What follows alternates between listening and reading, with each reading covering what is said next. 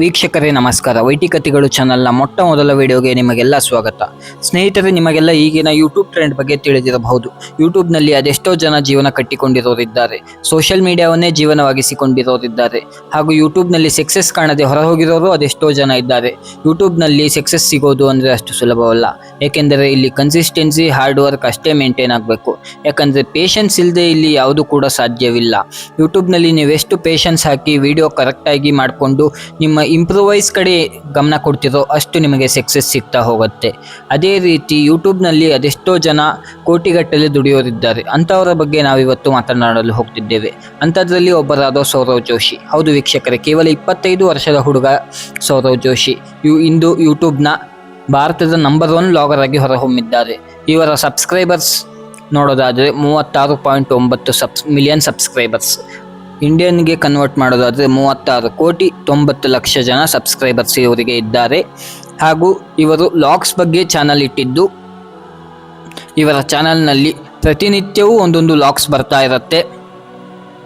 ಸೌರವ್ ಜೋಶಿ ಅವರು ಸೆಪ್ಟೆಂಬರ್ 8 ಅಲ್ಮೋರಾ ಎಂಬ ಈಗಿನ ಉತ್ತರಾಖಂಡ್ಗೆ ಸೇರಿದ ಅಲ್ಮೋರಾ ಎಂಬ ಸ್ಥಳದಲ್ಲಿ ಜನಿಸುತ್ತಾರೆ. ಇವರ ತಂದೆ ಹರೀಶ್ ಜೋಶಿ ಹಾಗೂ ತಾಯಿ ಹೇಮಾ ಜೋಶಿ. ತಂದೆ ಕಾರ್ಪೆಂಟರ್ ಆಗಿ ಕೆಲಸ ಮಾಡುತ್ತಿರುತ್ತಾರೆ. ಬಾಲ್ಯದಲ್ಲೇ ಕಷ್ಟವನ್ನು ನೋಡಿದ ಸೌರವ್ ರವರಿಗೆ ಮುಂದೆ ಅದೇ ಒಂದು ಶಕ್ತಿಯಾಗಿ ಪರಿವರ್ತಿಸುತ್ತದೆ. ವೀಕ್ಷಕರೇ, ಪಬ್ಲಿಕ್ ಪ್ಲೇಸಲ್ಲಿ ಕ್ಯಾಮ್ರಾ ಹಿಡಿದು ಮನಬಂದಂತೆ ಮಾತಾಡಿ ವ್ಲಾಗ್ ಮಾಡಲು ಅಷ್ಟು ಸುಲಭವಲ್ಲ.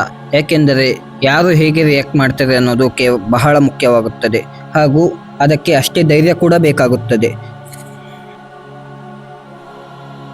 ಪಂಜಾಬ್ ಗ್ರೂಪ್ ಆಫ್ ಕಾಲೇಜ್ನಲ್ಲಿ ಫೈನ್ ಆರ್ಟ್ಸ್ ಡಿಗ್ರಿ ಪಡೆದ ಇವರು ಮುಂದೆ 2015ರಲ್ಲಿ ತಮ್ಮ ಆರ್ಟ್ಸ್ ಚಾನಲ್ ಶುರು ಮಾಡುತ್ತಾರೆ. ಅನಂತರ ಕೋವಿಡ್-19 ಸಂದರ್ಭದಲ್ಲಿ ಸೌರವ್ ಜೋಶಿ ಅವರು ತಮ್ಮ ವ್ಲಾಗ್ಸ್ ಚಾನಲ್ ಶುರು ಮಾಡುತ್ತಾರೆ. ಆರಂಭದಲ್ಲಿ ಎಲ್ಲರಂತೆಯೇ ವ್ಯೂಸ್ ಸಿಗದೆ ವಿಡಿಯೋ ಮಾಡಿದ್ದುಂಟು. ಆದರೆ ತಮ್ಮ ಛಲ ಬಿಡದೆ ವರ್ಷದ 365 ದಿನ 365 ವ್ಲಾಗ್ಸ್ ಹಾಕುತ್ತೇನೆಂದು ಚಾಲೆಂಜ್ ಕೈಗೊಳ್ಳುತ್ತಾರೆ. ಚಾಲೆಂಜ್ ಮಾಡಿದ ನಂತರ ಚಾಲೆಂಜ್ ಮುಗಿಯೋ ಅಷ್ಟರಲ್ಲಿ ಇವರ ಜೀವನ ಬದಲಾಗಿ ಹೋಗುತ್ತದೆ. ಏಕೆ ಎಂದರೆ ಇವರು ಕನ್ಸಿಸ್ಟೆನ್ಸಿ ಬಿಡದೆ ಹೇಳಿದ ಮಾತಿನಂತೆಯೇ ವರ್ಷದ 365 ದಿನ ವ್ಲಾಗ್ಸ್ ಮಾಡಿ 1 ವರ್ಷದಲ್ಲಿ ಸಕ್ಸಸ್ ಕಾಣ್ತಾರೆ.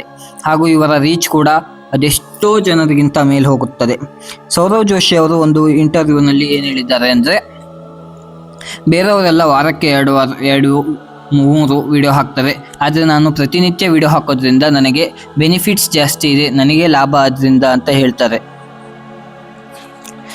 ಇನ್ನು ಇವರು 1 ವರ್ಷದಲ್ಲೇ ಹಿಂತಿರುಗಿ ನೋಡಿದ ಮಾತೇ ಇಲ್ಲ. ಇನ್ನು ಇವರ ಪ್ರಸ್ತುತ ಯೂಟ್ಯೂಬ್ ಚಾನಲ್ನಿಂದ ಇವರ ಆದಾಯ ಬರೋಬ್ಬರಿ 4 ಕೋಟಿ ಇದೆ. ಆದರೂ ಇವರು ಈಗಲೂ ಕೂಡ ಪ್ರತಿನಿತ್ಯ ವಿಡಿಯೋ ಅಪ್ಲೋಡ್ ಮಾಡುತ್ತಾರೆ. ಸೌರವ್ ಜೋಶಿ ಅವರು ಕೇವಲ ಒಬ್ಬ ಸಾಮಾನ್ಯ ವ್ಯಕ್ತಿಯಾಗಿದ್ದ, ಆದರೆ ಇಂದು ಅವರ ಪ್ರತಿ ತಿಂಗಳ ರೆವೆನ್ಯೂ ಹತ್ತಿರ 4 ಕೋಟಿ.